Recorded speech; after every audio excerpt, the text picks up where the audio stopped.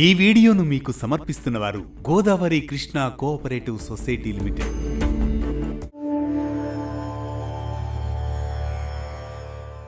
హిందూ ధర్మంలో శంఖాన్ని చాలా పవిత్రమైనదిగా భావిస్తారు.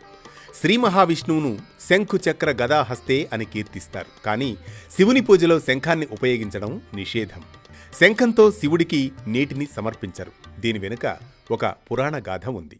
ఓం త్ర్యంబకం యజామహే సుగంధిం పుష్టివర్ధనం ఉర్వారుకమివ బంధనాన్ మృత్యోర్మోక్ష్యమామృతాత్. శివపురాణం ప్రకారం రాక్షసరాజు దంభుడికి పిల్లలు ఉండరు. సంతానం కలగాలనే కోరికతో ఆయన విష్ణువు కోసం ఘోరమైన తపస్సు చేస్తాడు. అతని తపస్సునకు సంతోషించిన విష్ణువు వరం కోరుకోమని అడుగుతాడు. దంభుడు చాలా శక్తివంతమైన కొడుకు కావాలని కోరుకుంటాడు. అతను అడిగినట్లే విష్ణువు వరాన్నిస్తాడు. దంభుడికి ఒక కుమారుడు జన్మించగా అతనికి శంఖచూడు అని పేరు పెడతారు. శంఖచూడు చిన్నవాడైనప్పటికీ బ్రహ్మదేవుణ్ణి ప్రసన్నం చేసుకోవడానికి తపస్సు చేస్తాడు. అతని తపస్సుకు సంతోషించిన బ్రహ్మదేవుడు వరం కోరుకోమంటాడు. శంఖచూడు దేవతల కంటే శక్తిమంతుడు కావాలని, దేవతలను ఓడించే శక్తి కావాలని కోరుతాడు. బ్రహ్మ శంఖచూడుడికి వరంతో పాటు శ్రీకృష్ణ కవచాన్ని కూడా ఇస్తాడు.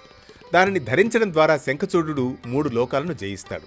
ధర్మధ్వజుని కుమార్తె తులసిని వివాహం చేసుకోవడానికి కూడా బ్రహ్మదేవుడే అనుమతిస్తాడు. వరం కారణంగా శంఖచూడి దురాగతాలకు లెక్కే లేకుండా పోతుంది. దీంతో విసిగిపోయిన దేవతలు విష్ణువును వేడుకుంటారు. శంఖచూడి దురాగతాలను విష్ణువు ఎదుట మొరపెట్టుకుంటారు. విష్ణువు స్వయంగా శంఖచూడికి అప్పటికే ఒక వరమిచ్చి ఉండడం వల్ల ఈ సమస్యను తీర్చవలసిందిగా శివుణ్ణి ప్రార్థిస్తారు.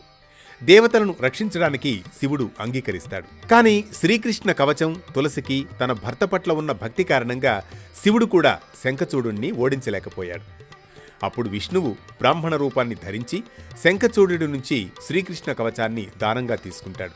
దీని తర్వాత విష్ణువు స్వయంగా శంఖచూడి రూపాన్ని ధరించి శంఖచూడి భార్య తులసి పవిత్రతను విచ్ఛిన్నం చేస్తాడు. ఆ తర్వాత శివుడు తన త్రిశూలంతో శంఖచూడుణ్ణి సంహరిస్తాడు.